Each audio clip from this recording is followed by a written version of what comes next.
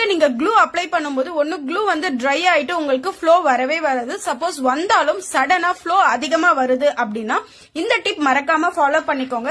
எப்பவுமே கேப் வந்து ஓபன் பண்ணிட்டு க்ளூ எல்லாமே அப்ளை பண்ணிட்ட பிறகு இந்த க்ளூ வந்து இந்த மாதிரி ஹோல்ட் பண்ணி வச்சுக்கோங்க. சோ இந்த மாதிரி ஹோல்ட் பண்ணும்போது உங்களுக்கு க்ளூ எல்லாமே ஃப்ரண்ட் சைட்லயே இருக்கும். சோ தட் நீங்க ஈஸியா வந்து ஆக்சஸ் பண்ண முடியும். ஃப்ளோவும் உங்களுக்கு வந்து நல்லா வரும். அண்ட் எப்பவுமே இந்த மாதிரி ஸ்மால் டியூப்ல இருக்கிற க்ளூ டைப் வந்து யூஸ் பண்ணும்போது லைட் வெயிட்டா இருக்கிறதால உங்களால ஈஸியா வந்து ஹேண்டில் பண்ண முடியும்.